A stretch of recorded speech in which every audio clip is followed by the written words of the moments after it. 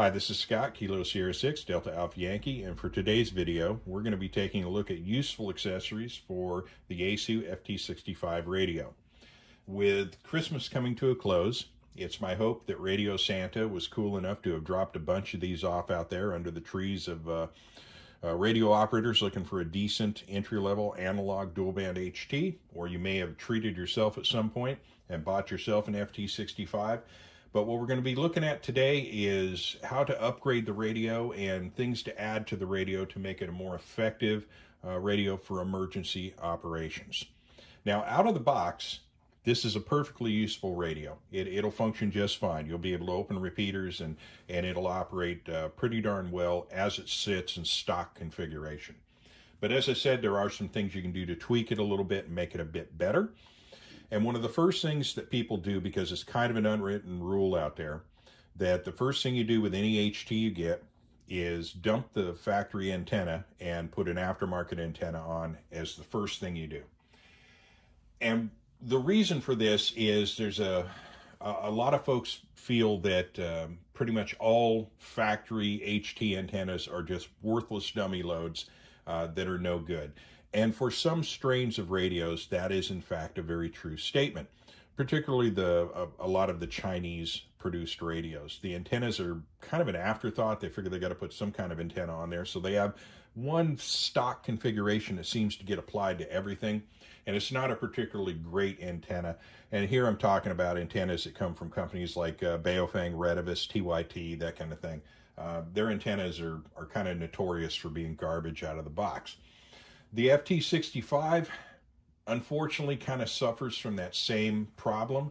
But having said that, factory antennas for the VX6, the FT-60, the FT-70, those antennas actually aren't half bad. I've tested them, and I've tested them against aftermarket antennas and found not much real difference between them. Other than the flex of the antenna, there's not much of a reason to upgrade to an aftermarket on some of those, unless you need to extend your range with the whip, and we'll talk more on that in a bit. But I'm going to do a video later where I break the meters out and sort of compare factory antennas to aftermarket antennas, and it'll be an eye-opener for you because it certainly was for me. But getting back to the FT-65, the FT-65 factory antenna is not terrific. It's not horrible, but it could use some improvement. So one of the first things that I would look towards would be upgrading the antenna. Now, as to what brand to go for, I would definitely stick to known name brands. You go on Amazon, you will see some crazy names being applied to antennas that look like other antennas, and that pretty much tells you, nah, we've probably got some clones and knockoffs going on here.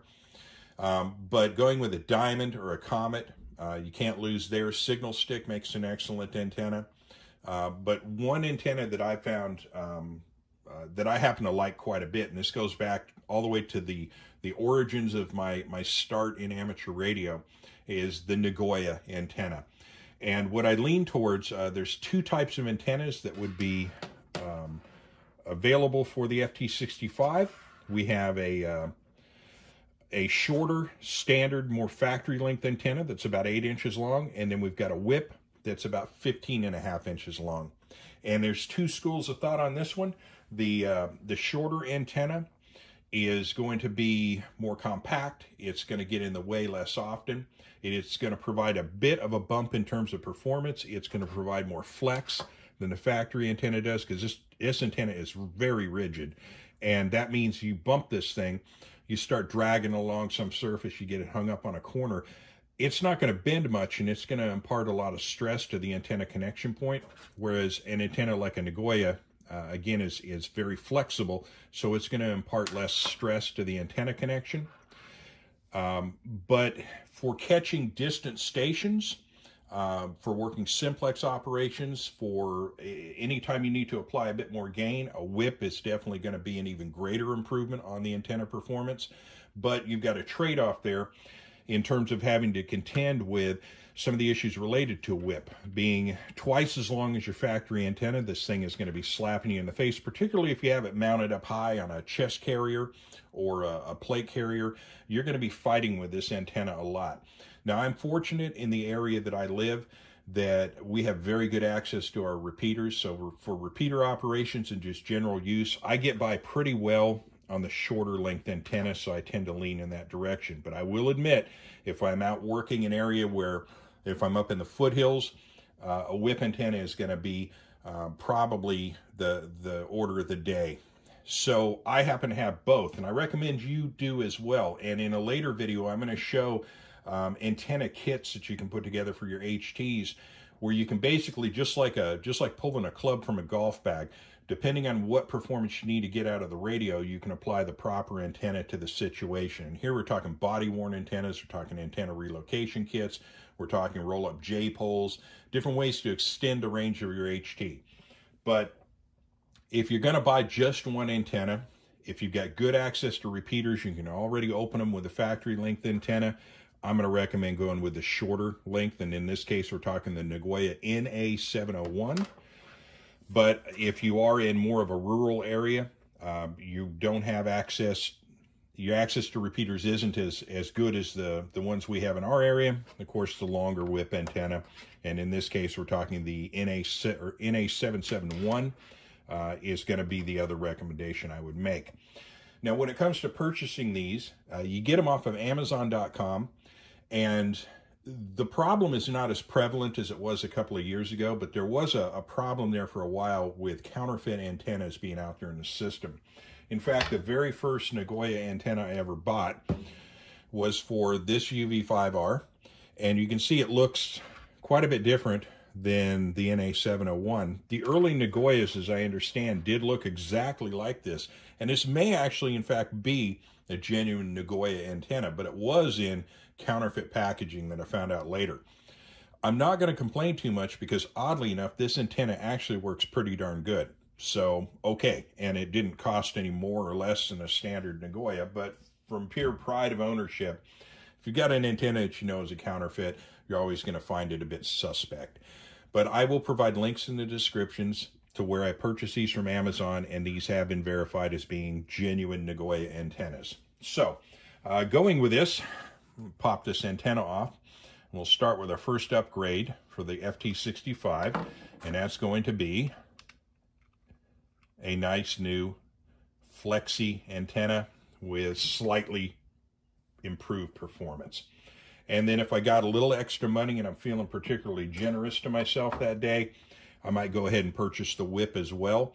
And I'm going to show you later a way to manage these antennas in your MCOM bag so they don't get messed up. It's a real simple solution. It's a DIY thing, but I think you'll find it interesting. That'll be a video that'll appear in a couple of days. So we've got a couple of antennas, so we're doing good. We're getting our signals out a little bit better. The next upgrade is a kind of a jump ball. You can go either way and do a good job. You probably should have both, but what most people will go to next is going to be a speaker mic. Particularly if you're running a radio from a pouch, these can be particularly useful. Now, when it comes to the Yaesu FT-65 and the FT-4X, one thing I mentioned in the review there is that while it has what looks like a standard K-plug, such as the same ones used in the Baofeng, it is in fact not a K-plug. So if you have hand mics or speaker mics for a Yaesu, or rather for a Baofeng, it's not going to work with the Yaesu. I have been informed that the speaker mics for the, oh gosh, I believe it's, I'm stuck on the name now, believe it or not. I went completely blank on the name of the radio. I'll get back to it. I know one of them is, it's a 590 radio. I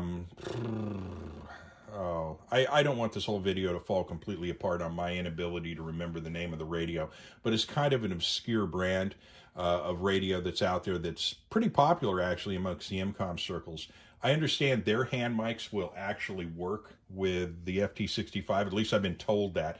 When the name comes to me and it'll pop in my head in about 5 minutes, I'll throw the name out there for you. But suffice it to say, there's a limited number of speaker mics out there for this. But to be honest with you, there's really only one that you should even be considering anyway, because it's a pretty good speaker mic and it's not going to break the bank. Most decent speaker mics out there of the aftermarket brand, such as the Calm Mountain, they go in about the $25 range. The Yaesu SSM-17B is like $31. So we're not talking a massive increase in price over aftermarket. And it is, in fact, a very, very good speaker mic. It is IP54, so it is weather resistant. And the FT-65, in fact, is also IP54, and that's going to survive a rain event. It's got the proper plug orientation. It's a good speaker mic all around. It's got a very decent clip. It's not flimsy. The switches feel nice and positive. They don't feel crappy. Like I got, as a matter of fact, I don't know if I don't think I have it out here with me. I will show it later. I was going to do a little bit of review work on a Baofeng UV82, and I bought one of the hand mics for the UV82 because it's got the dual push to talk buttons on it. And this hand mic, and I will do a review on this hand mic, is singularly the worst piece of electronic equipment I've ever purchased in my entire life. It is hot garbage on it's just awful. This is the inverse opposite of that. This is a good professional design. It feels nice, it looks nice, and it works very, very, very well. Signal reports are awesome with this because oftentimes we'll purchase a speaker mic and really not look into, well, how good is the mic? Is it as good as the one in the radio? Because that's going to be important. If you're going to be using this to talk to people, you want it to be a decent mic. If you're buying a speaker mic that only costs $6.50, the chances that you're getting a decent microphone inside of that speaker mic are pretty darn slim. It's definitely not ever going to be as good as the one in the radio. But you can rest assured with this particular speaker mic, you're going to get a mic that's just as good as the one in the radio. The audio and the clarity of the audio is excellent on this. And as I discussed, this just plugs right into your side port here. And you are good to go. So now you have an FT-65 with an upgraded antenna. You've got a nice speaker mic on the radio. It's now cost you somewhere in the neighborhood of, and I didn't discuss price on the Nagoya antennas, they're about $21 to $25. So we're looking at getting into this for about another $50 to $60. But you've already made this a much more effective and capable radio. If you have this thing mounted in a pouch, you're going to be able to operate the radio without having to pull it out and talk on it every time. You've got a speaker, or rather, you've got a, you have a speaker and a microphone that are now mounted high up near your head, so it's easier to talk on the radio. Makes you a more effective radio operator, and of course makes the radio a more effective tool. So those are the first two accessories. I'll get to the third now, and this is equally as important as the speaker mic, and that's going to be an extra battery. A couple of ways to go with this. The factory battery is 1,950 milliamps.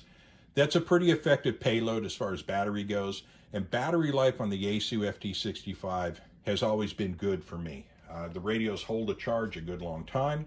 I get a lot of good serviceable use out of it, so I'm not going to say that the factory battery is in any way deficient. It's a great battery. So if you need a spare battery, you can just buy an identical 1,950 milliamp battery and you're good to go. But there is an option, and that option is the expanded capacity battery, the SBR26Li. And let me pop this open. And what we have here is a battery that now packs 2,500 milliamps. So you've got a pretty decent increase. It's not, it's not 100%. It's in the neighborhood of about 35 to 40% increase in battery without too much getting in the way, so to speak. There are some options. I'll grab one. For instance, some people are used to the UV5R and then transforming it from about a 1,500 milliamp battery to this giant, I think we're 2,800 milliamps. And it increases the overall length of the radio quite a bit, appreciably enough that if you had a pouch for the radio, it would no longer fit in there, and it changes the overall feel of the radio quite a bit. However, with this upgraded battery for the FT-65, doesn't really change much. I'll put it on here and show you, because one of the first things you're going to say is, well, comparing the two, as you can see here, this one's thicker front to back than the factory battery. And my first concern would be, is this going to negate the belt clip and make the belt clip no longer usable? Because on some radios, such as the BFF8, Baofeng, yeah, I always struggle with that particular term. They have a fatter battery in the same format, in that it's thicker front to back. And when you put it on, it actually moves the belt clip to where it's poking out like this, and your radio sits at a wonky angle on your belt. And that's definitely not a plus. But we'll undo our battery latch here. Kind of hard to do snaking around the camera like this. And we'll plug in the thicker battery. And as you can see here, it only slightly changes the angle on the belt clips. The belt clip is still perfectly useful. And again, it pumps your onboard battery capacity from 1,950 milliamps to 2,500 milliamps. And in terms of price, the factory batteries, I believe, are going for, I think they're somewhere in the $55 range for a battery. The upgraded battery is more expensive. It's right around $70. So it's an extra investment of 20 bucks on your part. But I think if I'm going to have a spare battery, I tend to always go for the larger option as my spare. And what I actually end up doing, to be honest with you, is I pretty much just run the higher capacity battery on the radio at all times, and I use my original capacity for my spare that I keep in the MCOM bag. Just the way it works out for me. But it does make this a bit beefier. It's kind of reminiscent a little bit of the Anytone 878 when you hold it. It's a little fatter. But now we've transformed a bone stock FT-65 into a radio that has longer battery life, more capability with the speaker mic, a little bit more reach with the antenna, a little bit more versatile. And now we've got kind of the makings of a pretty decent little MCOM radio going right here. And the very last accessory that I'll talk about, and before I get to that, let me talk about one accessory that I haven't yet obtained, and it's a bit of an oversight on the FT-65 in terms of design. And that is battery eliminator. With the VX6, with the FT-60, and the higher end radios, you have the ability to run a unit called the SDD13, which is your little DC plug-in that plugs into the radio, and then it plugs into the accessory port in your car or on your MCOM box. That same port used to be called a cigarette lighter back in the days. But the FT-65 does not give you that capability. There's no way to port in any external DC power onto this radio, which I think is an oversight on their part, but you have to shave costs at some point.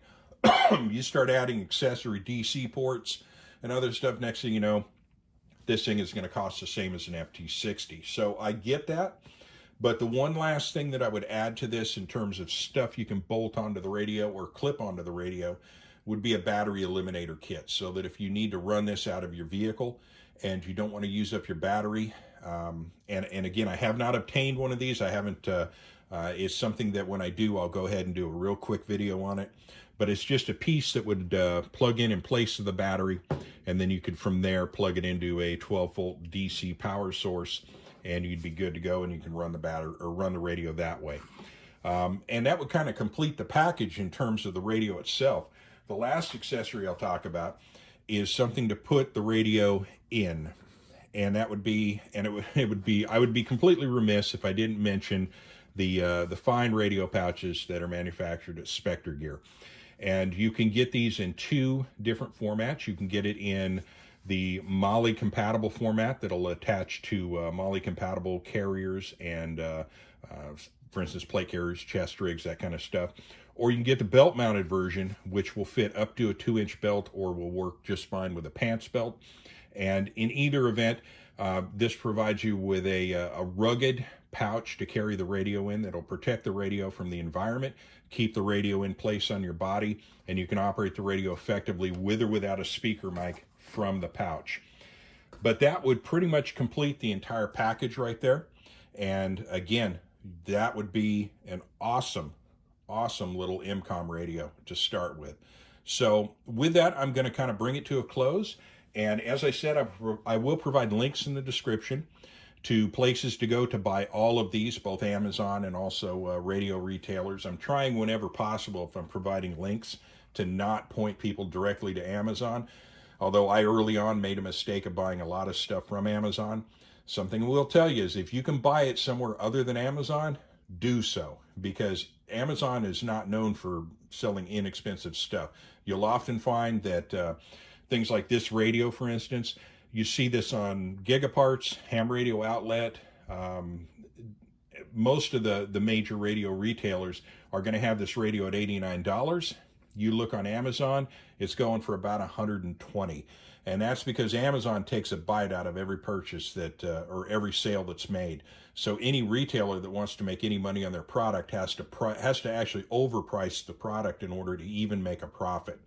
So if you have an option to buy these parts elsewhere, do so, because you're going to get screwed by Amazon any way you slice it. And it's also good to support the people in the radio industry that are working for you. Amazon doesn't care if you buy radios or flip-flops. Doesn't matter to them at all. But keeping operations in play like Gigaparts and Ham Radio Outlet is important to the industry. So I'll end the sermon there. So with that, I will bring it to a close. Thank you for listening. And again, this is Kilo Sierra 6, Delta Alpha Yankee, and I am clear. Have a nice day.